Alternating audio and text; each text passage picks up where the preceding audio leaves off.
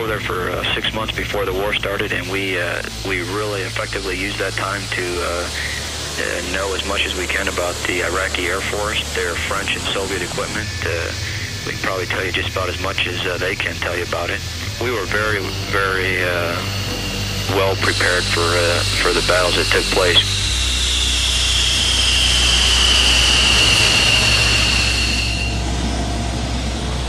You could make the day as busy as you wanted to by studying and setting up on the threat and things like that.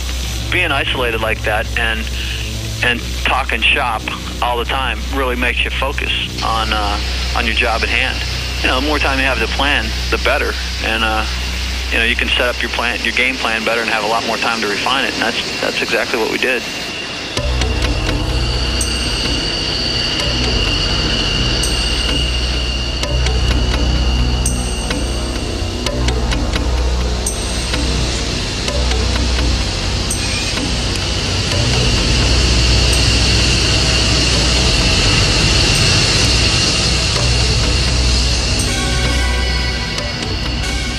Was extremely unpredictable, I think, is what they were going to do, and you just never knew. I don't think any of us really trusted what Iraq would end up doing, so we were ready to go, but just wondering when that would happen.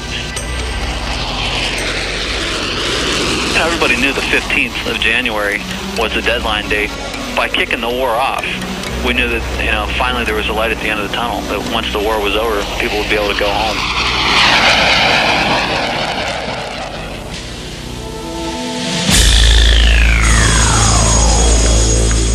We were very excited to get it on with, to finally get to do what we've been trained to do for so long with airplanes that have really never been tested with American hands.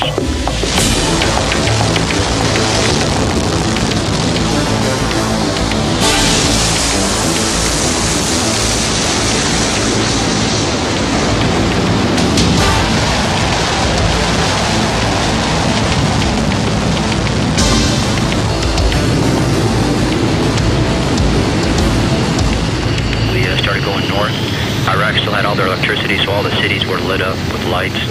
You could see Baghdad off in the far horizon. You could see the Euphrates and Tigris along there. There's obviously people and electricity there, so there's lights along there.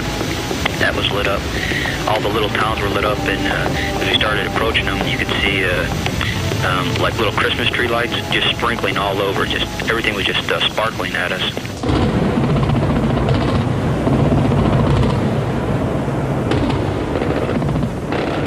AAA being shot at us, and you can see like snakes from the medium-sized AAA, just tracer bullets, and they look like big long snakes coming up in the air.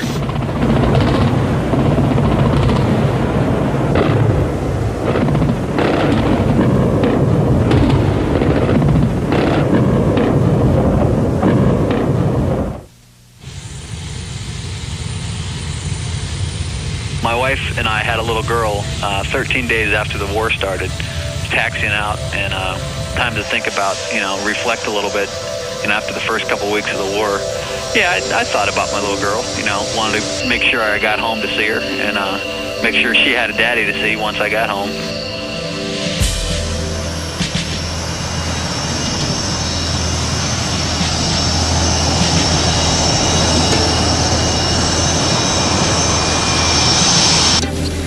Throughout the brief, stepping out to the jets, your entire focus is on getting the job done and bringing everybody home safely.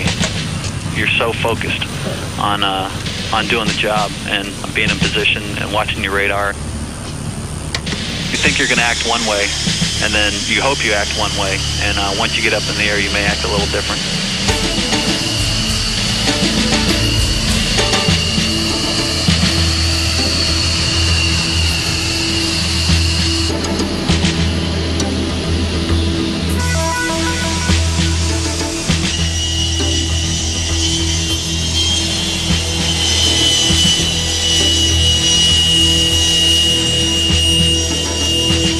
Especially after the war started, when we started seeing the polls and stuff and how much support the president had, and that just made us more proud to go out there and do our job and fight for America, because we knew that just about the entire nation was supporting us and backing us up. And, I mean, that's an American dream, and certainly pretty much everyone in the military's dream is to be united. So it was just super to see that.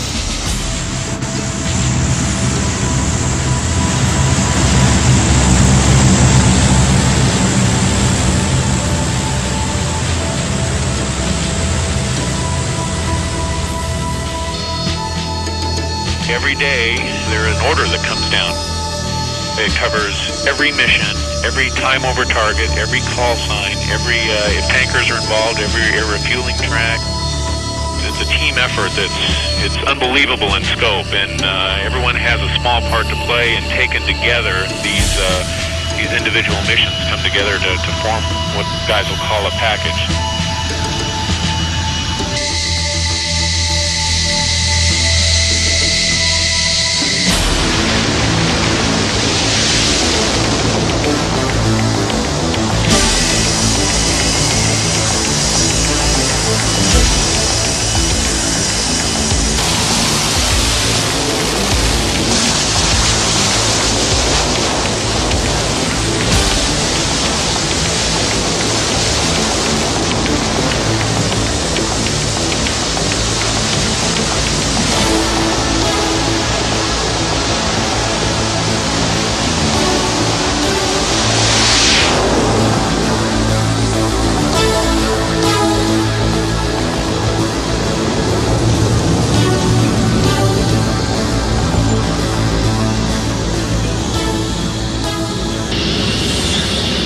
The largest package I was ever involved on a runway was 16 F-16s, and we took darn near I guess I could figure out, about 5,000 feet of runway just lining the aircraft up. So it's really neat to sit back there, let's say as number 10 or 12, and look at all these afterburners light, and it takes obviously several minutes just to get the aircraft airborne. So it's really a neat feeling to see all that kind of air power on the runway all at once. The visibility in that aircraft is unbelievable. You feel like you're almost outside, and all you're looking at, you can barely see over the nose. The wings are well behind you, so that's not in your peripheral vision. You feel like you're on the end of a pencil, and the pencil is a huge jet engine. It's still quite a feeling to go ahead and run the motor up and light the afterburner and get cruising down the runway.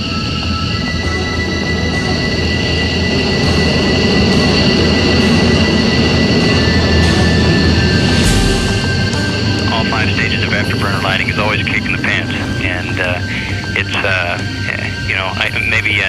maybe some of us just haven't completely grown up yet, but it's always a thrill to feel the afterburner kick in and accelerate you down the runway, accelerating to takeoff speed, which is roughly 150 knots, just a little over 1,000 feet of runway. So it goes fairly quickly.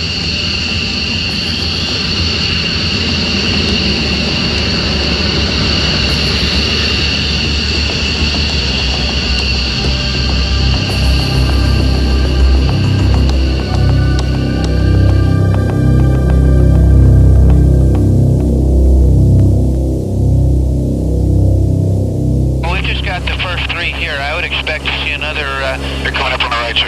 Okay, we've got another 5 coming up over here on the right.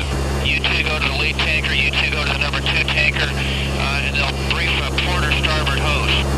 So, they have a hose to go to. That's what they go to. Okay, got 2 coming up on your left, sir. Is that a CDL on the aircraft? Yeah, I've got 2 F-18s down here on my left. Can you get that, Dave? It's beautiful. Yeah, it's a pretty day, isn't it?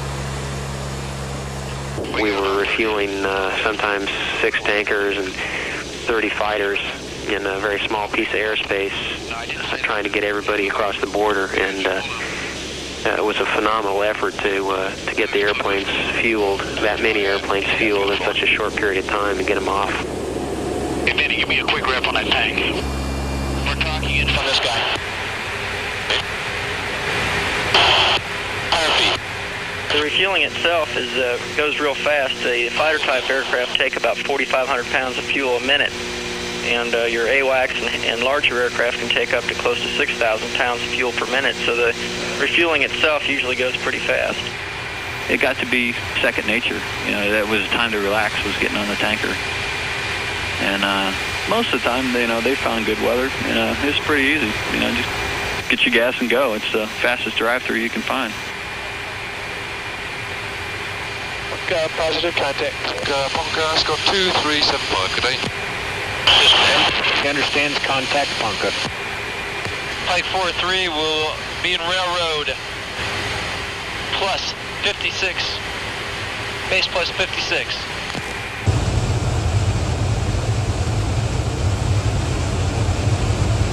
We came back across the border with much less gas than we had programmed, and we weren't able to make it home to our base, and we cried to AWACS for a tanker that we needed gas. There was no tankers available, but a tanker on his way home to his home base, mission complete, heard our pleas and turned around, headed north, and basically rendezvoused with us, even though he was on his way home, and hooked up with us and gave us enough fuel to, just as the sun was rising, gave us enough fuel to bring our jet home. And that was typical of the kind of things that the tankers did for us during the war.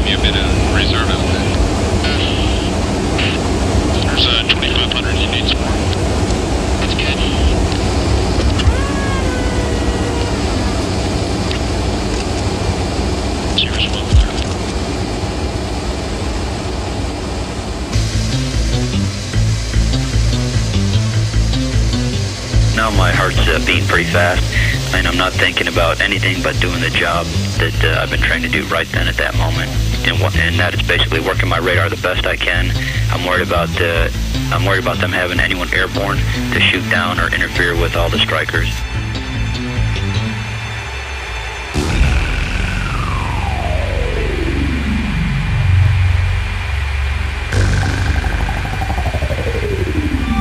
I was flying as a number 3 position most of the time. I had it pretty good in a sense of finding targets because his lead would go down and his bombs would explode. That's when they would start shooting. Obviously, the downside of being 3 and 4 is they're the ones that get shot at a lot.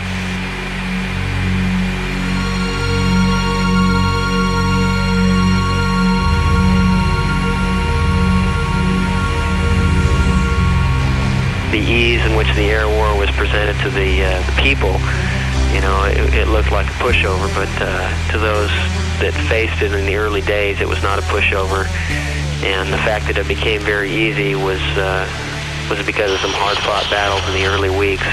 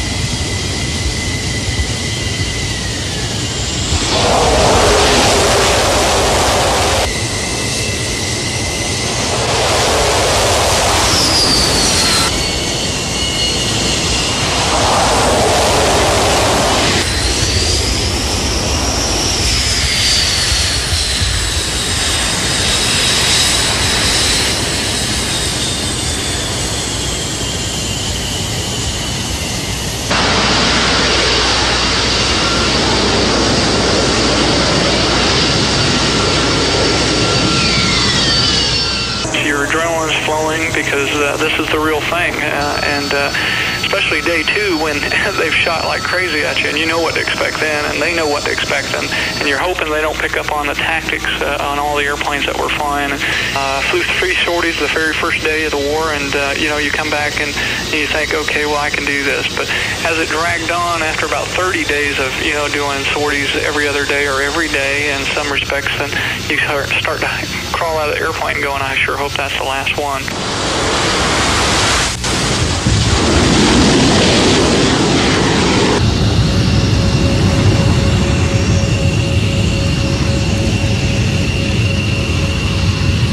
We would land and, without shutting down, just pull it right into, we call it hot pit refueling. So with the engine running, they'll just taxi on up, and we'd fill up all the tanks again. Then we'd go into our parking spot. As soon as we shut down, immediately weapons would start loading up the next weapons and any other minor maintenance involved in the turnaround of the aircraft. The airplane with good maintenance, and I got to put a good plug for our maintenance guys. I owe them a lot of beers. They did a super job for us, and that's what able to keep us flying all the time.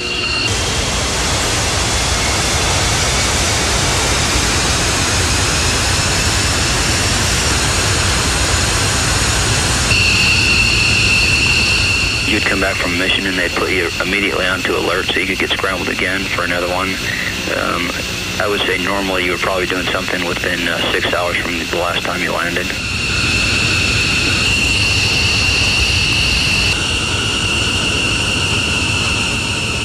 The missions, and at least the duration of the missions, were fairly demanding, especially initially. So I guess practical things came to mind first. When we were going to get the chance for the next meal, or figure out what our sleep cycle might be for the next day.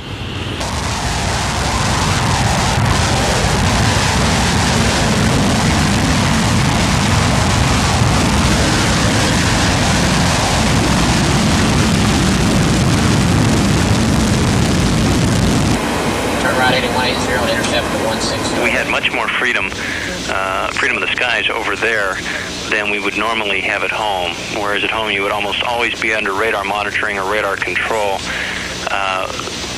Ours was more or less radar advisories unless we were actively involved in a mission and talking to the airborne warning and control people. But as far as coming back to the local base, typically we would have very little need to talk to them outside of 50 miles. So we would go hundreds of miles, basically just talking to people for advisories, but not really being under any active type of radar control.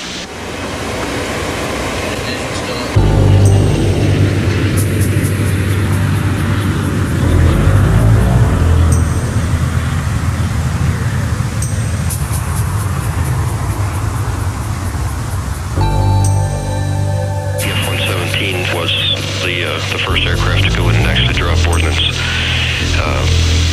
We arrived within seconds of the beginning of the war. Baghdad was lit up. They obviously didn't know we were coming. They weren't expecting us.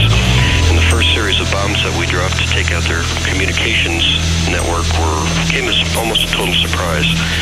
From then on, trips into the Baghdad area and some of the larger airfields were almost always met with fairly intense AAA fire. Normally, the aircraft would get into the target unobserved, drop its bombs, and then be shot at on the way out. Because we were able to get in there unobserved, I think that helped us avoid a majority of the AAA and helped allow for the fact that we never did get hit by so much as a bullet. The F-117 consisted of roughly 3% of the total number of aircraft used within the theater of operations, and yet we were able to strike some 40 to 45% of the strategic pinpoint targets that were hit during the war. But even I was amazed at how well we did in combat. With almost 2,000 missions against some of the most highly defended targets in Iraq, and the aircraft performed superbly. Not only were we able to put ordnance directly on target where we needed it, but the aircraft came away without so much as a scrape. The technology worked, the accuracy of the systems worked, and the pilots were able to really knock out some tough targets with amazing accuracy. Stealth technology has proven itself to be a force multiplier. It allows you to get either closer to your target or to your target unobserved. And basically in an air-to-air combat, or whether it's in air-to-ground, the guy who can get in closest, the guy who can get the first shot, is normally the guy who wins. Within the Persian Gulf Theater, the aircraft has picked up the nickname of Shaba, or Ghost. The pilots seem to be quite fond of that now and are considering asking the Air Force to make that the official nickname of the aircraft.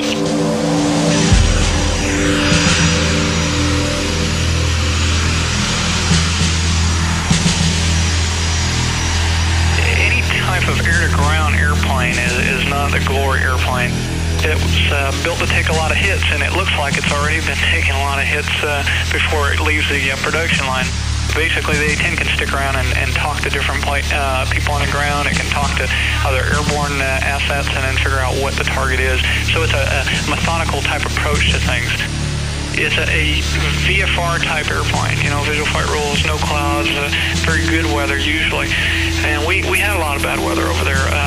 We had guys that popped through the clouds and then found targets because they used to move stuff under it, or the oil slicks and stuff. But the weather wasn't real. I'd say 50% of the days out there, you had to work through the holes. Air-to-air is a lot of ego. It's one machine against another machine. Versus air-to-mud, you have all kinds of realms of things. You're going to take out a tank. You're going to take out a AAA battery. You're going to take out a missile battery. You're just not going to see an F-15 roll in, an air-to-air F-15 roll in on a SAM site or anything. That's not their job. If you talk to any F-15 guys after this last war, they'll say, they held cap over us at 20,000+ feet while we did our work, and they were pretty impressed too. So I think the brunt of the jokes are going to stop. It's still an ugly airplane, but it is a lot of fun to fly.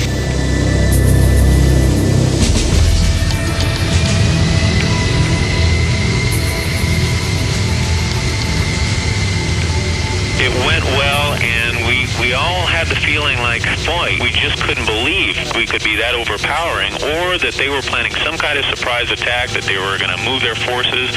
Obviously, the exodus of aircraft into Iran was a concern. We really couldn't figure out why, if they were still intact, why they weren't fighting back to the degree that we were expecting, or if they were planning something else. Later on, as the war went, and the biggest thing I think for all of us is to keep the razor's edge, I guess. We couldn't get lackadaisical or sloppy, I think. We wondered, what's the big surprise? What's the mother of all battles really going to be? And when's he going to unleash this wrath on us? The apprehension slowly worked its way out to the point where you really didn't think about it that much. You didn't want to become complacent, but at the same time, you didn't have the lump in your throat anymore. At the beginning, I thought, we got a job to do, we're going to do it. But as the war continued, and as the oil wells were set on fire, and as the atrocities came out that were being performed against the Kuwaiti people, and then to the ecology in the region, I got mad about it. I just thought, whatever has to be done to end this and get this done right.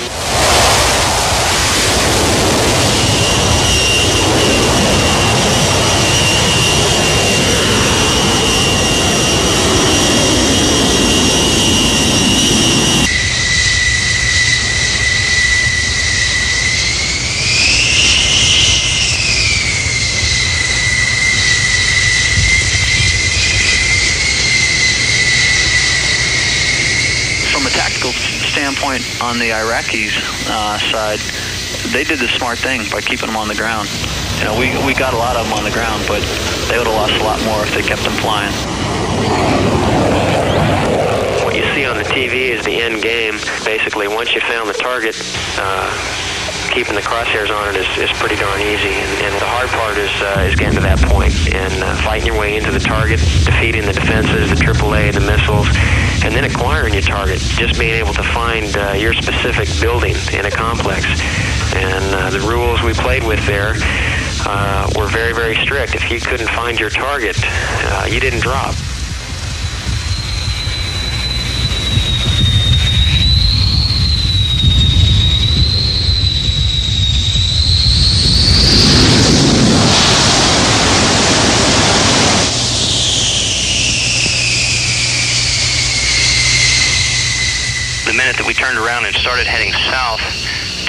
hard Iraq, there was always a tendency to a certain amount of relief.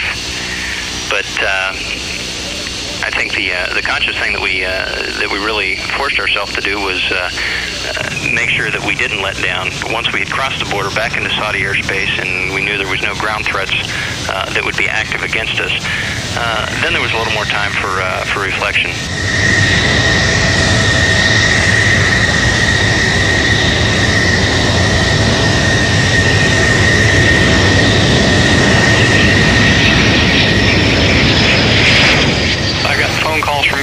All kinds of guys and letters from all kinds of guys around the world saying, you know, you're actually getting to practice your profession. I always tell them peace is my profession. You are our nation's child.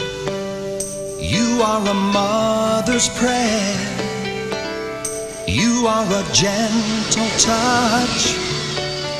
You are the ones we love so much. You take to the skies with the dawn, knowing the job to be done. Your freedom's light shining strong. You go on and on, anywhere in the world, you'll be there.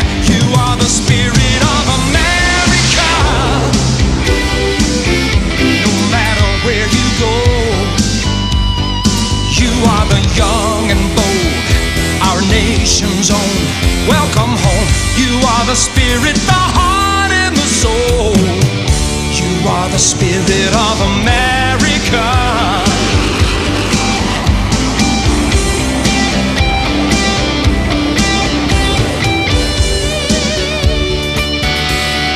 Feeling the loneliness of loved ones you left behind. You keep us close to your heart. We keep you close in our minds. You are the brave. You keep us strong. You are the spirit of America. No matter where you go, you are the young and bold, our nation's own. Welcome home. You are the spirit, the heart and the soul. You are the spirit of America. You are the spirit of liberty on eagle's wings. So far from home, you roll like thunder. You soar through danger. You follow freedom's light.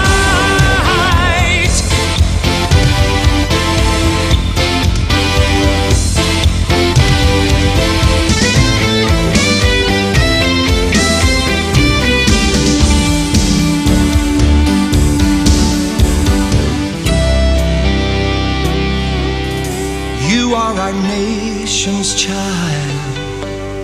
You are a mother's prayer. Your freedom's light shining strong.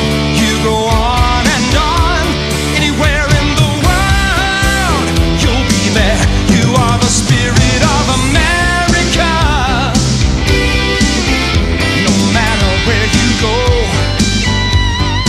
you are the young and bold, our nation's own. Welcome home. You are the spirit of America. No matter where you go, you are the young and bold, our nation's own. Welcome home. You are the spirit, the heart and the soul. You are the spirit of America.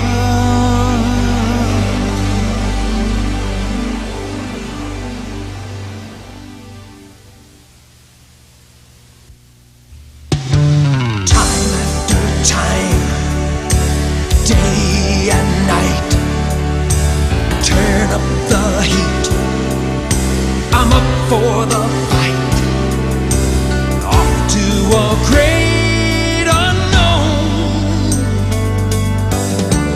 Then my mind turns to home.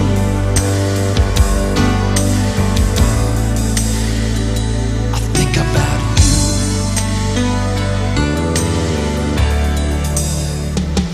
Thought about you, waiting on the flight line.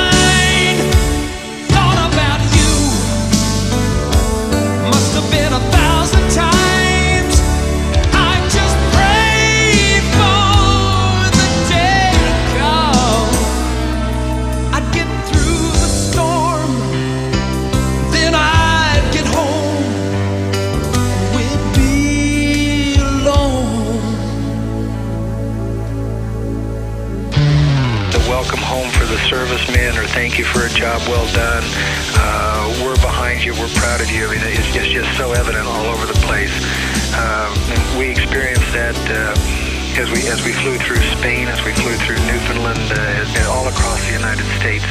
That support is there, and it's not just from the Americans. It's the entire world seems to be very supportive of what we did over there. A lot of the flyers that flew in combat felt that they were lucky to be home, and not only were they home, their friends were home, and everybody was home, and the feeling was incredible. The base, the celebration was wild,